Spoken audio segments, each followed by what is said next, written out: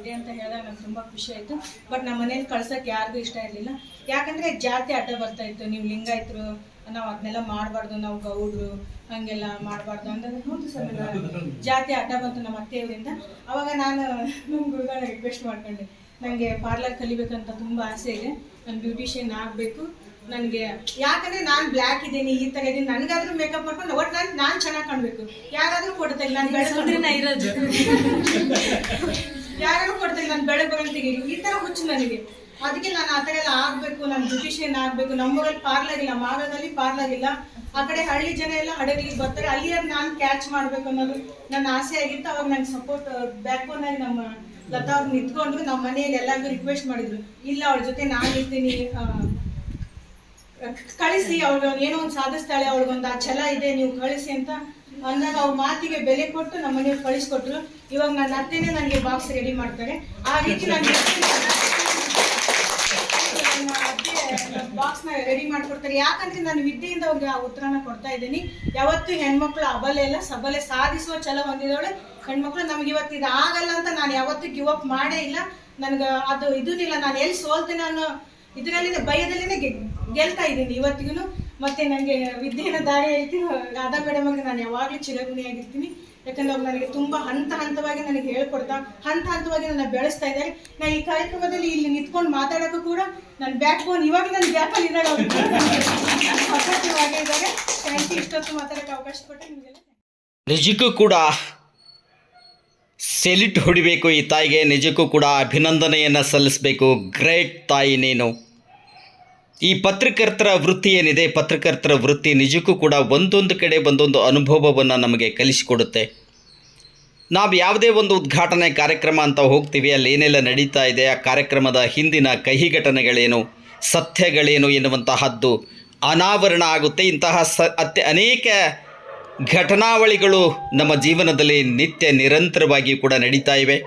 ಇಂದು ವಿಜಯನಗರ ಜಿಲ್ಲೆ ಹೂವಿನಡಗಲಿ ಪಟ್ಟಣದಲ್ಲಿ Sonu beauty parlour ವತಿಯಿಂದ ಒಂದು ದಿನದ ಬೇಸಿಕ್ ಮೇಕಪ್ ಕಾರ್ಯಕ್ರಮಕ್ಕೆ ದಾವಣಗೆರೆ ಕಾನ್ವೆಂಟ್ನ ಮುಖ್ಯ ಶಿಕ್ಷಕಿಯಾದಂತಹ ಹೇಮಾವತಿಯವರು ಉದ್ಘಾಟನೆಗೊಳಿಸುವುದರ ಮೂಲಕ ಅವರು ಉದ್ಘಾಟನೆಯ ನುಡಿಯನ್ನು ನುಡಿದರು.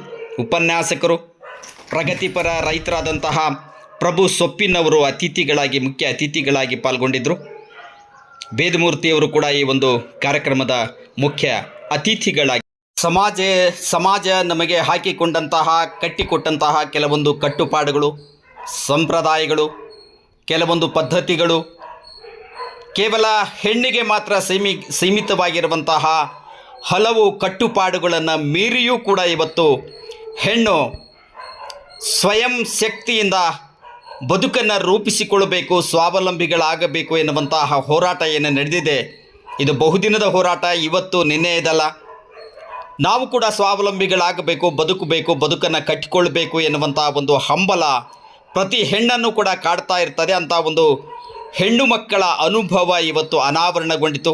ಅದರಲ್ಲೂ ಕೂಡ ವಿಶೇಷವಾಗಿ ಸೌಂದರ್ಯ ವರ್ಧಕ ಬ್ಯೂಟಿ ಪಾರ್ಲರ್ ಅಂತ ಏನು ಹೇಳ್ತೀವಿ, ಬ್ಯೂಟಿ ಪಾರ್ಲರ್ ವೃತ್ತಿಯನ್ನು ಮಾಡುವಂಥವರು ಸಮಾಜದ ದೃಷ್ಟಿಯಲ್ಲಿ ಕೊಂಕು ಮಾತುಗಳಿಗೆ ಮೂಗು ಮುರಿಯೋದಕ್ಕೆ ಬಹಳಷ್ಟು ಸುಲಭವಾಗಿ ಸಿಕ್ಕಿಬಿಡ್ತಾರೆ ಅಂತಲೇ ಹೇಳ್ಬೋದು. ಇಂತಹ ಒಂದು ಕಾರ್ಯಾಗಾರದ ಉದ್ಘಾಟನೆಯಲ್ಲಿ ಹಲವು ವಿದ್ಯಾರ್ಥಿಗಳು ತಮ್ಮ ಅಭಿಪ್ರಾಯವನ್ನು ಹಂಚಿಕೊಂಡರು. ಏನು ಒಂದು ಈ ಸೋನು ಬ್ಯೂಟಿ ಪಾರ್ಲರನ್ನು ನಡೆಸ್ತಾ ಇದ್ದಾರೆ ರಾಧಾ ವೇದಮೂರ್ತಿಯವರು, ಅವರ ಬಗ್ಗೆ ಅವರ ಗುಣದಾನವನ್ನು ಮಾಡಿದರು. ಅವರಲ್ಲಿರುವಂತಹ ಒಳ್ಳೆಯ ಗುಣಗಳ ಬಗ್ಗೆ ವರ್ಣನೆಯನ್ನು ಮಾಡಿದರು. ಕೆಲವು ವಿದ್ಯಾರ್ಥಿಗಳು ನಮಗೆ ತಾಯಿ ಸಮಾನ ಎನ್ನುವಂತಹ ಒಂದು ಭಾವನೆಗಳನ್ನು ಕೂಡ ಹಂಚಿಕೊಂಡರು. ನಿಜಕ್ಕೂ ಕೂಡ ಕೇವಲ ಯಾವುದೇ ಒಂದು ವೃತ್ತಿ ದುಡ್ಡಿಗಾಗಿ ಮಾಡುವಂತಹದ್ದಲ್ಲ. ಅಲ್ಲಿ ಪ್ರೀತಿ, ಸ್ನೇಹ, ಪರಸ್ಪರ ವಿಶ್ವಾಸವೂ ಕೂಡ ಇರಬೇಕು. ಅಂದಾಗ ಮಾತ್ರ ಆ ವೃತ್ತಿಗೆ ಗೌರವ ಹೆಚ್ಚುತ್ತೆ. ಅಂತಹ ಒಂದು ಪ್ರೀತಿ, ವಿಶ್ವಾಸ, ತಾಯಿ ಮಮತೆಯನ್ನು ತೋರುವುದರ ಮೂಲಕ ರಾಧಾ ವೇದಮೂರ್ತಿಯವರು ಹಲವು ವಿದ್ಯಾರ್ಥಿಗಳಿಗೆ ತಾಯಿಯಾಗಿದ್ದಾರೆ ಅಂದರೆ ತಪ್ಪಾಗಲಾರದು. ಇಂತಹ ಒಂದು ವೃತ್ತಿಗೆ ಪ್ರೋತ್ಸಾಹ ನೀಡುವುದರ ಮೂಲಕ ತಮ್ಮನ್ನು ಪ್ರೋತ್ಸಾಹಿಸುತ್ತಿರುವಂತಹ ಅವರ ಪತಿಯಾದಂತಹ ವೇದಮೂರ್ತಿಯವರ ಬಗ್ಗೆ ಬಹುದೊಡ್ಡ ಮಾತನಾಡಿದರು ರಾಧಾ ಅವರು.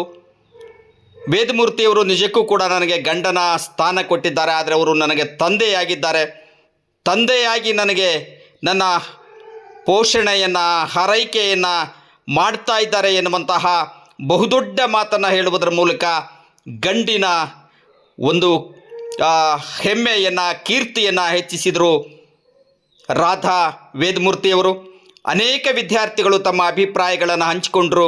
ಉದ್ಘಾಟನೆಯನ್ನು ನೆರವೇರಿಸಿದಂತಹ ಹೇಮಾವತಿಯವರು, ಹೆಣ್ಣಿಗೆ ಅಗತ್ಯವಾಗಿದೆ ಇವತ್ತು ಸ್ವಾವಲಂಬಿ ಬದುಕು, ಎಲ್ಲರೂ ಕೂಡ ಸ್ವಾವಲಂಬಿಗಳಾಗಿ ಬದುಕಬೇಕು, ಒಂದೊಂದು ವೃತ್ತಿಯನ್ನು ಹುಡುಕಿಕೊಳ್ಳಬೇಕು ಎನ್ನುವಂತಹ ಸಲಹೆಯನ್ನು ನೀಡಿದರು. ಸೊಪ್ಪಿನ ಪ್ರಭು ಅವರು, ಏನಿತ್ತು ಇಲ್ಲಿ ಕೆಲಸ, ನಮಗೆ ಎಲ್ಲ ಮಹಿಳೆಯರೇ ಇದ್ದಾರೆ, ನಾವು ನಮ್ಮ ಅಗತ್ಯ ಇರಲಿಲ್ಲ, ಆದರೂ ಕೂಡ ನಾವು ವೇದಮೂರ್ತಿ ಏನೋ ಒಂದು ರಾಧಾ ವೇದಮೂರ್ತಿ ಇದ್ದಾರೆ, ಅವರ ಮಾತಿಗೆ ಕಟ್ಟು ಬಿದ್ದು ಈ ಕಾರ್ಯಕ್ರಮಕ್ಕೆ ಬಂದಿದ್ದೀನಿ. ಅತ್ಯುತ್ತಮವಾದಂತಹ ಕಾರ್ಯಕ್ರಮ. ಈ ಒಂದು ಬ್ಯೂಟಿ ಪಾರ್ಲರನ್ನು ನಡೆಸುವಂತಹ ರಾಧಾ ವೇದಮೂರ್ತಿಯವರನ್ನಿದ್ದಾರೆ. ಅವರಿಗೆ ಬಹಳಷ್ಟು ಸಂಕಷ್ಟಗಳ ಎದುರಾದವು, ಅವೆಲ್ಲವನ್ನು ಎದುರಿಸುವುದರ ಮೂಲಕ ಇವತ್ತು ಈ ಮಟ್ಟವನ್ನು ತಲುಪಿದ್ದಾರೆ. ನಿಜಕ್ಕೂ ಕೂಡ ಅವರ ಧೈರ್ಯ, ಸಾಹಸ, ತಾಳ್ಮೆಗೆ ನಾನು ಮೆಚ್ಚಿಕೊಳ್ತೀನಿ ಎನ್ನುವಂತಹ ಮೆಚ್ಚುಗೆಯ ಮಾತುಗಳನ್ನಾಡಿದರು ಪ್ರಭು ಸೊಪ್ಪಿನವರು. ಅದೇ ರೀತಿಯಾಗಿ ವೇದಮೂರ್ತಿಯವರು, ರಾಧಾ ವೇದಮೂರ್ತಿ, ರಾಧಾ ಅವರ ಪತಿ ವೇದಮೂರ್ತಿಯವರು ಉತ್ತಮವಾದಂತಹ ಒಂದು ಹೋರಾಟದಿಂದ ಇವತ್ತು ರಾಧಾ ಇಂತಹ ಒಂದು ದೊಡ್ಡ ಮಟ್ಟದ ಸಂಸ್ಥೆಯನ್ನು ನಡೆಸ್ತಾ ಇದ್ದಾರೆ ಎನ್ನುವಂತಹ ಮೆಚ್ಚುಗೆಯ ಮಾತುಗಳನ್ನಾಡಿದರು. ಕಚೇರ್ಕಿ ಲತಾ ಅವರು, ಇನ್ನೂ ಅನೇಕ ಮುಖ್ಯ ಅತಿಥಿಗಳು ಈ ಒಂದು ಕಾರ್ಯಕ್ರಮದಲ್ಲಿ ಪಾಲ್ಗೊಂಡು ಮಾತನಾಡಿದರು. ವಿದ್ಯಾರ್ಥಿಗಳು ರಾಧಾ ವೇದಮೂರ್ತಿಯವರ ಬಗ್ಗೆ ಹಂಚಿಕೊಂಡಂತಹ ಭಾವನೆಗಳು ನಿಜಕ್ಕೂ ಕೂಡ ಎಲ್ಲರನ್ನ ಒಂದು ರೀತಿ ಆಶ್ಚರ್ಯಚಕಿತರನ್ನಾಗಿ ಮಾಡಿದರು. ಬನ್ನಿ ಕೇಳೋಣ. ನಾನು ಬಸಪ್ಪದಿಂದ ಬರ್ತಾ ಇದ್ದೀನಿ. ನಾನು ಇದೇ ಥರ ಪಾರ್ಲರ್ ಕಲಿಬೇಕಂತೇಳಿ ಬೇರೆ ಕಡೆಗೆ ಜಾಯ್ನ್ ಆಗಿದೆ. ಅಲ್ಲಿ ಮೋಸ ಆಯಿತು. ಇದು 3 ಕ್ಲಾಸಿಗೆ ನಾನು ಅಟೆಂಡ್ ಆದಮೇಲೆ ಮೇಡಮ್ ಅವ್ರ ಹತ್ರ ಮಾತಾಡಿದೆ, ಈ ಥರ ನನಗೆ ಮೋಸ ಆಯಿತು ಮೇಡಮ್, ನಾನು ಕಲಿಬೇಕಂತ ತುಂಬ ಆಸೆ ಇತ್ತು ನನಗೆ ಅಂದೆ. ನನ್ನ ಹತ್ರ ಬಂದು ಜಾಯ್ನ್ ಆಗಮ್ಮ, ನೀನು ಚೆನ್ನಾಗಿ ಇದು ಮಾಡ್ಕೊಂತೀಯ ಅಂತ ಹೇಳಿದ್ರೆ, ಅದೊಂದು ಮಾತಿಗೆ ನಾನು ಇವ್ರ ಹತ್ರ ಬಂದು ಜಾಯ್ನ್ ಆಗಿನಿ. ಈಗ ಬಂದಿದ್ದು ಭಾಳ ಚೆನ್ನಾಗಾಯ್ತು ಅಂತ ನನಗೆ ಅನಿಸಿತ್ತು. ಇನ್ನು ಮುಂದೆ ಅವ್ರು ಹೇಳ್ದೆಲ್ಲ ಕಲ್ತ್ಕೊಂಡು ಚೆನ್ನಾಗಿ ಇದು ಮಾಡಿ ಕೆಲಸ ಮಾಡ್ತಿದ್ದೆ. ಇಲ್ಲಿ ಸ್ಟಾರ್ಟ್ ಆದಾಗಿಂದ ಇಲ್ಲಿ 8ವರೆಗೂ ಮಾಡಿದ್ದೀನಿ. 15 ವರ್ಷ ಆಯ್ತು ನಾನು ಮಾಡಕತ್ತು. ನನ್ಗೆ ಅದರಲ್ಲಿ ಅಷ್ಟೊಂದೇನು ನನಗೆ ಜನಗಳು ಸವಲತ್ತು ಸಿಕ್ತು ಹೊರತು ನನ್ನ ಕಷ್ಟ ತೀರ್ಲಿಲ್ಲ. ಸೊ ಹಂಗಾಗ್ಬಿಟ್ಟು ನಾನು ನಮ್ಮ ಸರ್ ಕೇಳಿದೆ, ನಮ್ಮ ಊರಲ್ಲಿ ನಮ್ಮ ಹತ್ರನೇ ಒಬ್ರು ಮೇಡಮ್ ಇದ್ದಾರೆ, ಚೆನ್ನಾಗಿ ಹೇಳ್ಕೊಡ್ತಾರೆ, ಅವ್ರ ಹತ್ರ ಬಂದು ಭೇಟಿ ಆಗ್ಬೋದು ಅಂದ್ರೆ. ಬಟ್ ನನ್ನ ತಾಯಿಗಿನ ಹೆಚ್ಚಾಗಿ ಸಿಕ್ಕಿದ್ದಾರೆ ಅವರು. ನನ್ನ ಬೆನ್ನಲ್ಲಿ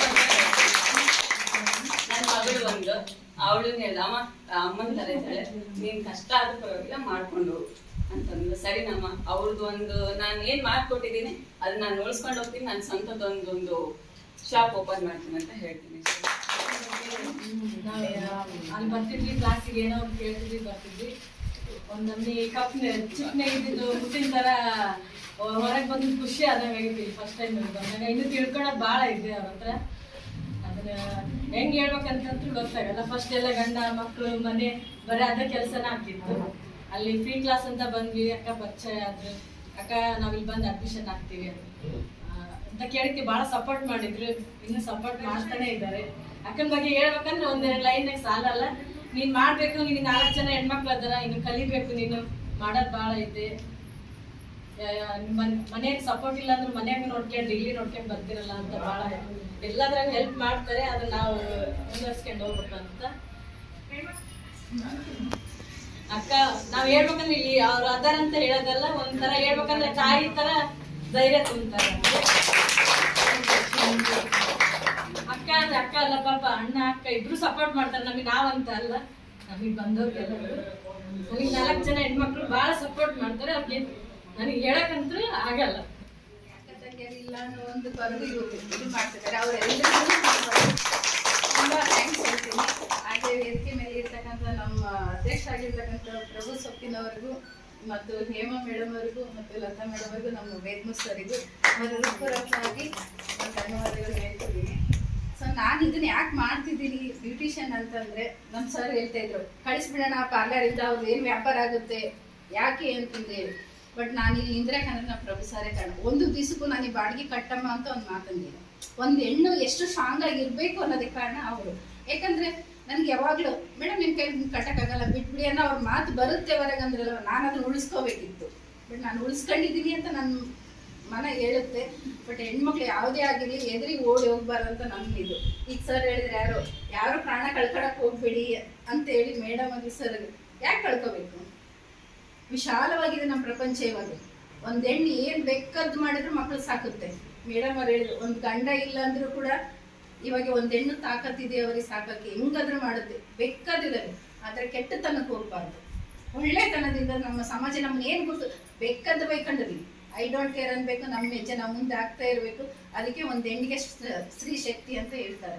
ಬಟ್ ನಾನು ಇಲ್ಲಿ ಬಂದಾಗ ಸಾವಿರಾರು ಕಾರಣಗಳು, ನಂದು ಹೆಲ್ತ್ ಅಪ್ಸೆಟ್ ಆಗಿರ್ಬೋದು, ಗರ್ಭಕೋಶ ಆಪರೇಷನ್ ಆಗಿರೋದು, ನಮ್ಮ ಮನೆಯವ್ರಿಗೆ ಹೆಲ್ತ್ ಅಪ್ಸೆಟ್ ಆಗಿರ್ಬೋದು, ಹಾರ್ಟ್ ಅಟ್ಯಾಕ್ ಆಗಿರ್ಬೋದು, ನನ್ನ ಮಕ್ಕಳು ಸಖತ್ ಬಂದು ಸರ್ ಹೇಳ್ದಂಗೆ ಅವ್ರಿಗೆ ನಾನೆಲ್ಲ ಪಿನ್ ಹೇಳ್ತಾ ಇದ್ದೆ, ಸರ್ ಇವತ್ತು ಕೊಡೋಕ್ಕಾಗಲ್ಲ ಬೇಡ, ನಾಳೆ ಕೊಡಿ, ಆಯ್ತು ಮೇಡಮ್ ಇನ್ನೊಂದ್ಸರಿ ಆಯ್ತು ಬನ್ನಿ ನೀವು ಅವಾಗಾದ್ರೂ ಕೊಡಿ ಅಂತೇಳಿ. ಸೊ ಅಂಥ ವ್ಯಕ್ತಿಗಳು ನಮ್ಮ ಹತ್ರ ಇದ್ದಾರೆ ಅಂತ ಅಂದಮೇಲೆ ನಾವೇಕೆ ಮುಂದೆ ಬರಬಾರ್ದು? ಹೌದಲ್ವಾ?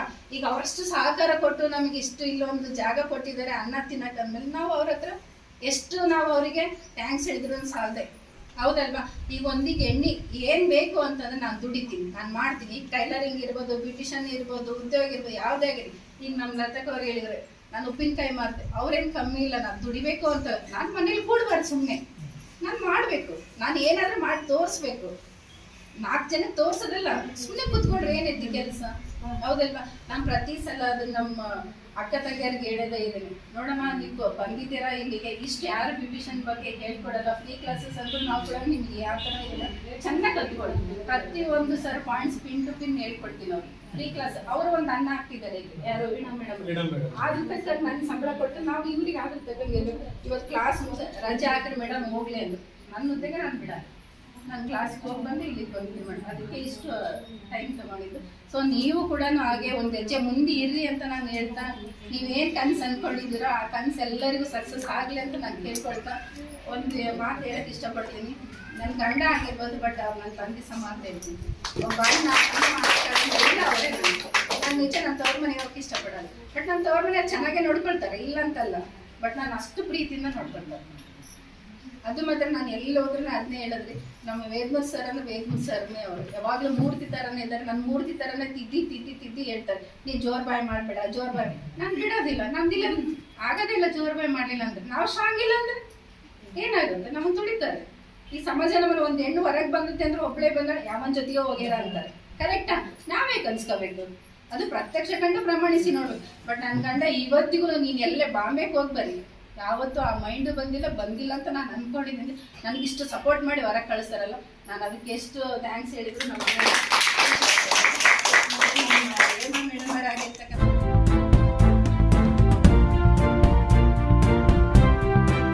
ಏನನ್ನ ಪ್ರಿಪ್ರೇಷನ್ ಮಾಡ್ಕೊಳ್ಬೇಕು ಅನ್ನೋದನ್ನ ನಾವಿಲ್ಲಿ ಇವತ್ತು ಕಲೀಲಿಕ್ಕೆ ಬಂದಿದ್ದೇವೆ. ಮೇಕಪ್ ಇದು ಸುಮ್ಮನೆ ಏನೋ ಒಂದು ತೋರಿಸ್ಕೊಳ್ಳೋದಕ್ಕೆ ಅಥವಾ ಇದನ್ನ ಮಾಡ್ಲಿಕ್ಕಲ್ಲ, ನಮ್ಮ ಒಂದು ಏನ್ ಸ್ಕಿನ್ ಇದೆ ಅದನ್ನೆಲ್ಲ ಡೆವಲಪ್ ಮಾಡ್ಕೊಳ್ಲಿಕ್ಕೆ, ಅದನ್ನೆಲ್ಲಾನು ಹೇಗೆ ಇದನ್ನ ಮಾಡ್ಕೊಳ್ಬೇಕು, ಇದನ್ನೆಲ್ಲ ಮಾಡೋದಕ್ಕೆ ಏನ್ ಇರ್ಬೇಕು ಅಂತ ಹೇಳಿದ್ರೆ ಕಾನ್ಫಿಡೆನ್ಸ್ ಇರ್ಬೇಕು. ನಾವೇನು ಮೇಕಪ್ ಮಾಡ್ಕೊಳ್ಳಿಲ್ಲ ಅಂದ್ರೂ ಪರವಾಗಿಲ್ಲ, ಏನ್ ಇರ್ಲಿಲ್ಲ ಅಂದ್ರೂ ಪರವಾಗಿಲ್ಲ, ಆದ್ರೆ ನಮ್ಮಲ್ಲಿ ಕಾನ್ಫಿಡೆನ್ಸ್ ಇರ್ಬೇಕು. ಅದು ಕಾನ್ಫಿಡೆನ್ಸ್ ಯಾವಾಗ ಬರ್ತದೆ ಅಂದ್ರೆ 3M ಇದ್ದಾಗ. ಯಾವುದು ಅಂದ್ರೆ ಒಂದು ಮನಸ್ಥಿತಿ, ನಮ್ಮ ಮನಸ್ಥಿತಿಗಳು ಚೆನ್ನಾಗಿರ್ಬೇಕು, ಹಾಗೆ ಮನಸ್ಥಿತಿ ಚೆನ್ನಾಗಿರ್ಬೇಕು, ಹಾಗೆ ಮನೆ ಸ್ಥಿತಿ ಚೆನ್ನಾಗಿರ್ಬೇಕು. ಇವು 3 ಎಂಗಳು ಚೆನ್ನಾಗಿದ್ದಾಗ ನಮ್ಮ ಲೈಫ್ ತುಂಬಾ ಚೆನ್ನಾಗಿರ್ತದೆ ಅಂತೇಳಿ. ಹಾಗಾಗಿ ಮೊದಲು ನಾವು ಮನಸ್ಥಿತಿ ಚೆನ್ನಾಗಿರೋದು ಯಾವಾಗ ಅಂತ ಹೇಳಿದ್ರೆ ನಮ್ಗೆ ಮನೆ ಸ್ಥಿತಿ ಚೆನ್ನಾಗಿರ್ಬೇಕು, ಮನೆಯಲ್ಲಿ ಎಲ್ಲರೂ ಕೂಡ ಆರೋಗ್ಯವಾಗಿರ್ಬೇಕು ಮೊದಲನೇದು. 2ನೇದು ನಮ್ಮ ಮನೆಯಲ್ಲಿರುವಂತ ಕುಟುಂಬಸ್ಥರದ್ದು ಎಲ್ಲರದ್ದು ಕೂಡ ಫೈನಾನ್ಷಿಯಲಿ, ಯಾಕಂದ್ರೆ ಏನೇ ಇರ್ಲಿಲ್ಲ ಅಂದ್ರೆ ವಿಟಮಿನ್ M ಇರ್ಲಿಲ್ಲ ಅಂತ ಹೇಳಿದ್ರೆ ಏನು ಮಾಡಕ್ ಸಾಧ್ಯ ಇಲ್ಲ. ಇವತ್ತು ನಾವ್ ಏನೇ ಮಾತಾಡ್ತೀವಿ ಏನೇ ಮಾಡ್ತೀವಿ ಅಂತ ಹೇಳಿದ್ರು ನಮ್ಗೆ ಬೇಕಾಗಿರುವಂತದ್ದು ಹಣ ಇರ್ಲಿಲ್ಲ ಅಂತ. ಹಣ ಇಂಪಾರ್ಟೆಂಟ್ ಎಷ್ಟು ಹೌದು, ಆದ್ರೆ ಅದನ್ನ ನಾವು ಪಡಿಬೇಕು, ಆದ್ರೆ ಅದನ್ನ ಸರಿಯಾದ ಮಾರ್ಗದಲ್ಲಿ ನಾವು ಪಡಿಬೇಕು ಅನ್ನೋಂಥದ್ದು ಒಂದು. ಇವೆರಡು ಸರಿ ಇತ್ತಂದ್ರೆ ಮನಸ್ಥಿತಿ ತಾನಾಗಿ ಸರಿ ಆಗುತ್ತೆ ಅಂತೇಳಿ. ಸೊ ಅದನ್ನ ನಾವು ಸರಿ ಮಾಡ್ಕೊಳ್ಬೇಕು ಅಂದ್ರೆ ಮೊದಲನೇದಾಗಿ ನಾವು ನಮ್ಮ ಮನೆಯಲ್ಲಿರುವಂತ ಎಲ್ಲರನ್ನು ಕೂಡ ಒಪ್ಪಿಸಿ. ನಾನು ಮೇಡಮ್ ಅವ್ರ ಬಗ್ಗೆ ಒಂದೆರಡು ಮಾತಾಡಬೇಕು ಅಂತ ಅನ್ಕೊಂಡೆ. ಇವರು ಕಳೆದ 3-4 ವರ್ಷ ಆಯ್ತು ಹೆಚ್ಚು ಕಡಿಮೆ ಇದ್ದು. ಅದೇ ಇಲ್ಲಿಂದ ಇಲ್ಲಿ ತನಕನೂ ಇದ್ರು. ಅವರಿಗೆ ಏನೇನೋ ವಿಪರೀತ ತಾಪತ್ರಯಗಳು ಕಾಡಿದ್ವು. ಅವರು ಎಷ್ಟು ತಾಪತ್ರಯ ಅಂದ್ರೆ ಇನ್ನು ಒಂದು ಮುಗೀತು, ಅದಕ್ಕೆ ಪರಿಹಾರ ಕಂಡ್ಕೊಂಡ್ವಿ ಅಂತಂದು ಒಂದು ವಾರದೊಳಗೆ ಮತ್ತೊಂದೇನು, ಅದು ಒಂದು ಪರಿಹಾರ ಕಂಡ್ಕೊಂಡ್ರೆ ಇನ್ನೊಂದು, ಮತ್ತೊಂದು. ಎಲ್ಲಿ ನನ್ನ ತುದಿ ಬಾಯಿಗೆ ಬಂದಿತ್ತು, ಏನು ಮೇಡಮ್ ಸುಮ್ಮನೆ ತ್ರಾಸಾಗುತ್ತೆ ಅಂದ್ರೆ ಬಿಟ್ಟು ಬಿಡ್ರಿ ನೀವು ಹಂಗ ಅನ್ಬೇಕಾಗಿತ್ತು. ನಾನೇ ಅನ್ನೋದು ಸರಿ ಇರಲ್ಲ ಅಂತಂದು ಅದನ್ನ ಆ ಮಾತನ್ನ ನುಂಗ್ಕೊಂಡಿಟ್ಕೊಂಡೆ. ಬಟ್ ಅದಾಗಿ ಸ್ವಲ್ಪ ದಿವಸಕ್ಕೆ ಅವರು ನಿರೀಕ್ಷೆ ಮಾಡಿದ್ಕಿಂತ ಚೆನ್ನಾಗಿ ಡೆವಲಪ್ ಆಗಿದೆ, ಚೆನ್ನಾಗಿ ಬೆಳೀತಾ ಇದ್ದಾರೆ. ಇಲ್ಲೆಲ್ಲ ಪರಿಸರ ಚೆನ್ನಾಗಿ ಆಗಿದೆ ಅನ್ನೋದಕ್ಕೆ ಒಂದು ಹೆಣ್ಣು ಮಕ್ಕಳಿಗೆ ಬಹಳ ವ್ಯವಧಾನ ಇರಬೇಕು ಅನ್ನೋದಕ್ಕೆ ಅವ್ರ ಸಾಕ್ಷಿ. ದುಡುಕಿ ನಿರ್ಧಾರ ತಗೊಂಡ್ರೆ ಏನೇನೆಲ್ಲ ಆಗತ್ತೆ. ಮತ್ತೆ ಹೆಣ್ಮಕ್ಳೆಲ್ಲರೂ ಹಾಗೇನೆ ಬಹಳ ಸಹನಶೀಲರು, ಕ್ಷಮಾ ದರಿದ್ರಿ ಅಂತಲೂ ಕರೀತಾರೆ. ಅಂತ ಗುಣ ಇರ್ತಕ್ಕಂಥದ್ದು. ಇಲ್ಲ ದುಡುಕಿ ನಿರ್ಧಾರ ತಗೊಂಡು ಏನೇ ಮಾಡಿದ್ರೆ ಮತ್ತೇನೇನು ಆಗ್ತಿತ್ತು. ಇದೆಲ್ಲ ಅವರು ಸಹನೆಯಿಂದನೇ ಇಷ್ಟೆಲ್ಲ ಸೊಗಸಾಗಿರ್ತಕ್ಕಂಥ ಒಂದು ಕಾರ್ಯಕ್ರಮ ಮತ್ತು ನೀವೆಲ್ಲ ಆಗಿರ್ತಕ್ಕಂಥದ್ದು. ಇನ್ನು ದೊಡ್ಡದೇನಂತಂದ್ರೆ ಸ್ವಾವಲಂಬಿ ಜೀವನ. ಬಹಳ ಮೇಡಮ್ ಅವ್ರು ಹೇಳಿದ್ರು ಇವಾಗೆಲ್ಲ ಸ್ವಾವಲಂಬಿ ಜೀವನ. ಯಾಕಂದ್ರೆ ಮದುವೆ ಆಗಿ ಸ್ವಲ್ಪ ದಿವಸಕ್ಕೆ ಏನೇನು ಚಿತ್ರ ಬದಲಾಗ್ತದಂತೆ ನಾನೇನೇನು ಹೇಳೋದು ಬೇಕಾಗಿಲ್ಲ. ಅವೆಲ್ಲ ಕಲರ್ಫುಲ್ ಆಗಿ ಟಿವಿಯಾಗಿ ತೋರಿಸ್ತಿರ್ತಾರೆ. ಅದೆಲ್ಲ ಬಹಳ ಚೆನ್ನಾಗಿ ತೋರಿಸ್ತಾರೆ. ಅದಕ್ಕೋಸ್ಕರನೇ ಇಂಥ ಪರಿಸ್ಥಿತಿ ಬಂದಾಗ ಧೃತಿಗೆಡಬಾರ್ದು ಅನ್ನೋದಕ್ಕೆ ನಿಮಗೇನು ಸಾಮರ್ಥ್ಯ ಇದೆ, ನಿಮ್ಮ ತಾಕತ್ತೇನಿದೆ, ನಿಮ್ಮ ನಾಲೆಡ್ಜ್ ಏನಿದೆ, ಅದರ ಮೇಲೆ ನನ್ನ ಬದುಕನ್ನು ಕಟ್ಕೊಳ್ಳಿಕ್ಕೆ ಸಾಧ್ಯ ಇದೆ ಅಂತ ಅನ್ಕೊಂಡು ಈ ವಿಶೇಷವಾಗಿ ಏನು ಈ ಬ್ಯೂಟಿ ಪಾರ್ಲರ್ ಇದಕ್ಕೇನು ಬಹಳ ಶ್ರಮ ಬೇಕಾಗಿದೆ. ಟ್ಯಾಲೆಂಟ್ ಬೇಕು ಅಷ್ಟೇ, ತಾಕತ್ತೇನು ಬೇಕಾಗಿಲ್ಲ. ಟ್ಯಾಲೆಂಟ್ ಬೇಕು, ಬಟ್ ಸೌಮ್ಯ ಗುಣ ಇರಬೇಕು, ಬಹಳ ಸಮಾಧಾನದ ಗುಣ ಇರಬೇಕು, ವ್ಯವಧಾನ ಇರಬೇಕು. ಹಂಗಿದ್ರೆ ಸಕ್ಸಸ್ ಆಗ್ತಾರೆ. ಅದಕ್ಕೂ ಕೂಡ ಮೇಡಮ್ ಅವ್ರು ನಾನು ಕಂಡಂಗೆ ದೊಡ್ಡ ಸಾಕ್ಷಿಯಾಗಿ ಇರ್ತಕ್ಕಂಥ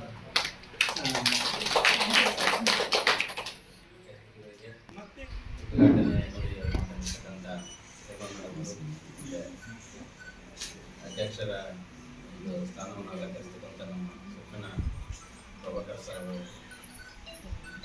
ಇಲ್ಲಿ ನಡೆದಿರ್ತಕ್ಕಂಥ ಎಲ್ಲ ನನ್ನ ಆತ್ಮೀಯ ಮೇಡಮ್ಗಳಿಗೆ ಈ ಕಾರ್ಯಕ್ರಮಕ್ಕೆ ಸ್ವಾಗತಿಸ್ತಾ, ನಾನು ನಮ್ಮ ಮೇಡಮ್ ಅವ್ರು ಹೇಳ್ದಂಗೆ, ನಮ್ಮ ಮನೆಯವ್ರು ಹೇಳ್ದಂಗೆ ನಾನೇನು ಅಷ್ಟೇನು ಬೆನ್ನೆಲ್ವೇನಲ್ಲ. ಅವರ ಧೈರ್ಯದ ಮುಂದೆ ನಾವೇನು ನಮ್ಮ ಧೈರ್ಯ ಏನಲ್ಲ. ನಾವಾದರೂ ಅವ್ರ ಧೈರ್ಯನೇ ಧೈರ್ಯ. ನಾವೇನು ಇರ್ತೀವಿ, ಸಪೋರ್ಟ್ ಮಾಡ್ತೀವಿ. ಎಷ್ಟೇ ಕಷ್ಟ ಆಗಲಿ, ಪ್ರಭು ಸರ್ ಒಂದು ಮಾತು ಹೇಳಿದರು, ನಾವು ಬಂದು ಇಲ್ಲಿ 4 ವರ್ಷ ಆಯಿತು ದೇವರಿಗೆ ಮಾಡಿ. ಅವರಿಗೆ ಒಂದಲ್ಲ ಒಂದು ತಾಪತ್ರಯ ಬಂದೇ ಬಿಡ್ತು. ಇನ್ನೇನು ನೆಕ್ಸ್ಟ್ ಅವ್ರನ್ನ ಬಿಡಿಸಿ ಹೆಂಗಾರ ಮಾಡಿ ಖಾಲಿ ಮಾಡ್ಸೋಣ ಅನ್ನೋ ಒಂದು ಬಾಯಾಗ ಬಂದಿದ್ರು ಕೂಡ ಸರ್ ಅವ್ರನ್ನ ನುಂಗ್ಕೊಂಡು ಇರ್ಲಿ ತಡಿ ನೋಡೋಣ ಅವ್ರ ಬಾಯಾಗ ಬರಲಿ ಅಂದ್ಕೊಂಡು ತಾಳ್ಮೆಯಿಂದ ಇದ್ರು.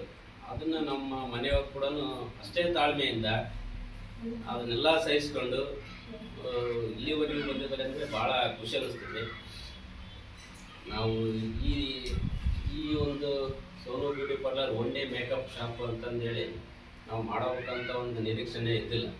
ಏನು ದೇವರ ಆಶೀರ್ವಾದ ಮತ್ತು ನಿಮ್ಮೆಲ್ಲರ ಒಂದು ಸಹಕಾರ ಮತ್ತು ನಮ್ಮ ಇವರೆಲ್ಲ ನಮ್ಮ ಮನೆಯವರ ವಿದ್ಯಾರ್ಥಿಗಳ ಆಶೀರ್ವಾದದಿಂದ ಭಾಳ ಪರಿಶ್ರಮ ಪಟ್ಟು ಈ ಒಂದು ವೇದಿಕೆ ಮಾಡಿಕೊಟ್ಟಿದ್ದಾರೆ. ಅವರಿಗೂ ಕೂಡ ಈ ಕಾರ್ಯಕ್ರಮ ಮುಖಾಂತರ ನಾನು ಧನ್ಯವಾದ ಹೇಳ್ತೀನಿ. ಇಷ್ಟೇ ನಾನು